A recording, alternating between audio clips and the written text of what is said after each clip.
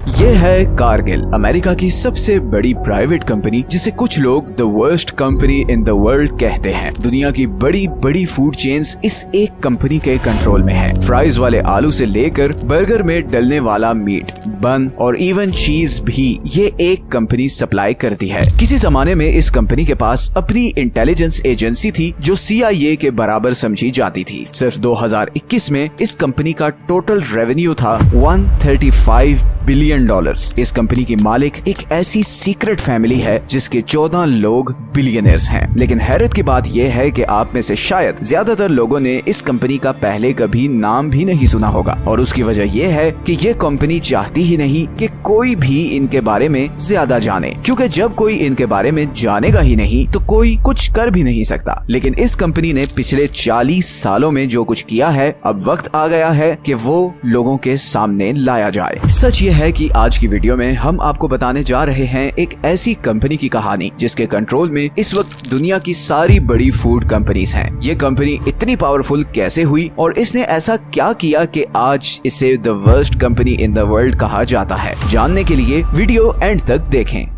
कारगिल यहाँ तक कैसे पहुंची, ये जानने के लिए हमें 127 साल पीछे जाना पड़ेगा। 1865 में विलियम वॉलेस कारगिल ने अमेरिका की स्टेट आयोवा में अनाज स्टोर करने के लिए एक वेयर हाउस बनाया। अब उस जमाने में क्योंकि ट्रांसपोर्टेशन इतनी तेज नहीं थी, तो अनाज को एक जगह से दूसरी जगह पहुँचाने में काफी टाइम लगता था, और इसीलिए इन वेयर हाउसेज की बहुत जरूरत थी। इसी जमाने में अमेरिका में इंडस्ट्रियलाइजेशन तेजी से फैल रही थी और साथ साथ रेल रोड नेटवर्क भी बिछाया जा रहा था। 1875 तक अमेरिका की वेस्टर्न कोस्ट से ईस्टर्न साइड तक रेल नेटवर्क बिछाया जा चुका था, और इसी से फायदा उठाते हुए कारगिल ने भी हर उस जगह अपना वेयर हाउस बना लिया जहां पर ट्रेन की पटरी पहुंचती थी। 1880 में कारगिल ने अपनी बेटे की शादी एक और बहुत बड़े वेयर हाउस चेन के मालिक जॉन H. मैकमिलन की बेटी से कर दी, और इसके बाद 1890 तक पूरे अमेरिका का अनाज स्टोरेज का बिजनेस कारगिल फैमिली के कंट्रोल में आ गया। फिर 1924 में कारगिल ने एक कंपनी खरीदी जिसका नाम था टेलर एंड बोर्निके।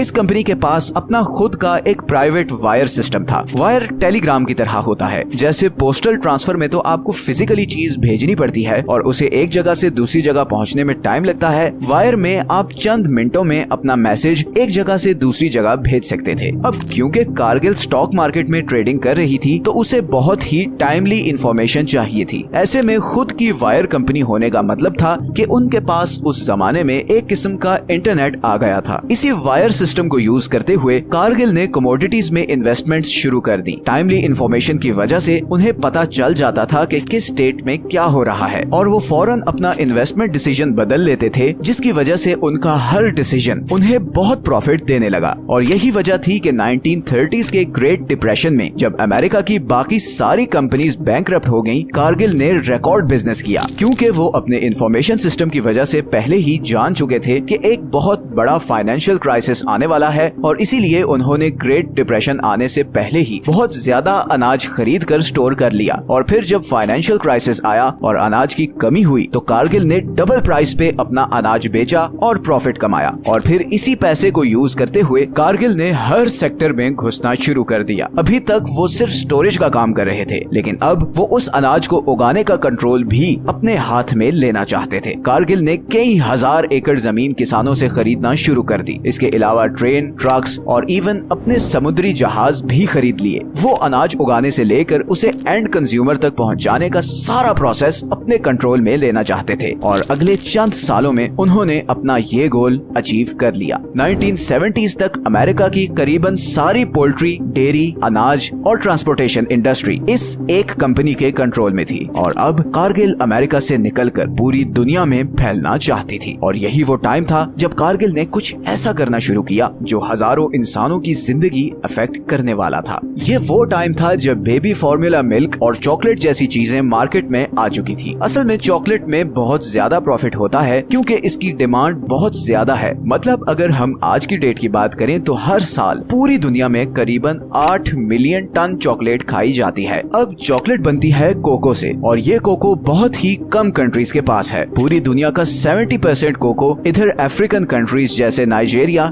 आइवरी कोस्ट गाना और कैमरून में पाया जाता है, तो दुनिया की अराउंड 80% चॉकलेट इधर अफ्रीका से आती है। इसी प्रॉफिट से फायदा उठाने के लिए कारगिल ने बड़ी बड़ी कंपनीज के लिए कोको सप्लाई करना शुरू कर दिया। इन कंपनीज में नेस्ले, मार्स और हर्शीज शामिल हैं। कारगिल ने सबसे पहले फिलीपींस और ताइवान में कोको के प्लांट्स लगाए और वहाँ के जंगलों से कोको निकालकर इन कंपनीज को सप्लाई करना शुरू कर दिया। लेकिन यहाँ पर दो प्रॉब्लम्स थी। एक तो यहाँ लेबर लॉज काफी सख्त थे और दूसरा यहाँ आए दिन तूफान आते थे, जिसकी वजह से कोको निकालना और सप्लाई करना कारगिल को बहुत महंगा पड़ रहा था। कारगिल के नजदीक इन दोनों प्रॉब्लम्स का हल सिर्फ एक ही था और वो था अफ्रीका जैसा गरीब कॉन्टिनेंट। 1990s में कारगिल को आइवरी कोस्ट में कोको का एक पूरा जंगल मिल गया और उन्होंने अपना सारा ऑपरेशन फिलीपींस से अफ्रीका शिफ्ट कर दिया। और फिर कुछ साल बाद सन 2000 में एक रिपोर्ट सामने आई जिसने सबके होश उड़ा दिए। रिपोर्ट के मुताबिक 1990s में 12 साल से कम उम्र के हजारों बच्चों को मॉली से आइवरी कोस्ट स्मगल करके ले जाया जाता और उनसे कोको निकालने की मजदूरी ली जाती। इन बच्चों को ना तो सैलरी दी जाती और ना ही प्रॉपर खाना वगैरह दिया जाता। कुछ बच्चों ने तो ये तक बताया कि अगर उनसे कोई गलती हो जाती तो उन्हें उसी दरख्त की टहनियों से मारा जाता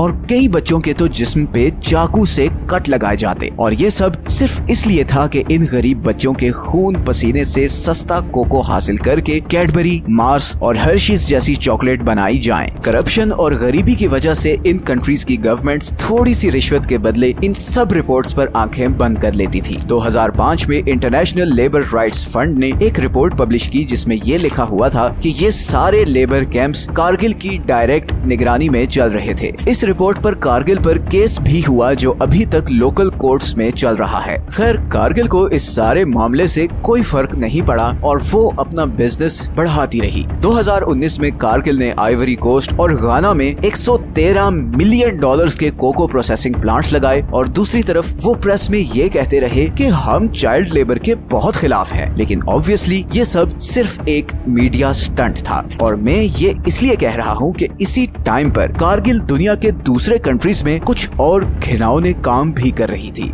जैसे कि मैंने आपको पहले बताया कि कारगिल का असल बिजनेस तो अनाज, डेयरी और पोल्ट्री प्रोड्यूस करना, उसे स्टोर करना और फिर एंड कस्टमर तक पहुंचाना है। तो इस सारे काम के लिए कारगिल को बहुत ज्यादा जमीन चाहिए थी, सस्ती जमीन। और ये जमीन हासिल करने के लिए कारगिल ने डिफरेंट कंट्रीज में लोकल गैंगस्टर्स को हायर किया और उनके जरिए जमीन हथियानी शुरू कर दी। 2011 में इंडोनेशिया में एक पूरे गांव को इन गुंडों ने कारगिल के कहने पर आग लगाकर लोगों से खाली करवा लिया। इनका कसूर सिर्फ ये था कि इस गांव के किसी आदमी ने कारगिल के बाग से कोई फल चुराया था। अब इन लोगों की सारी जमीन और खेत कारगिल के कब्जे में थे। इसी तरह 2013 में कारगिल पर इल्जाम लगा कि उसने ब्राजील के एक गांव में यही प्राइवेट आर्मी भेजकर उन लोगों से वो गांव खाली करवाया। इस आर्मी ने लोगों के घरों के दरवाजे तोड़े, इवन औरतों और बच्चों को मारा पीटा और इस डर की वजह से सब लोगों ने वो गांव छोड़ दिया और एक बार फिर वहां के लोकल लोगों की जमीन कारगिल के कब्जे में चली गई। इसी तरह 2018 में कारगिल पे ये केस हुआ कि वो कॉर्न और सोया उगाने के लिए अमेज़न के जंगलों को बेहिसाब काट रही है। 2020 में एक रिपोर्ट के मुताबिक कारगिल अब तक अमेज़न में 800 स्क्वायर किलोमीटर के एरिया में सारे दरख्त काट चुकी है। इस सारे एरिया में वो सोया उगाया जाता है जो करीबन पूरी दुनिया की 60% पोल्ट्री को खिलाया जाता है। आज की डेट में कारगिल एक जायंट बन चुकी है। वो 4 और कंपनीज के साथ मिलकर पूरी दुनिया की 85% मीट सप्लाई कंट्रोल करती है।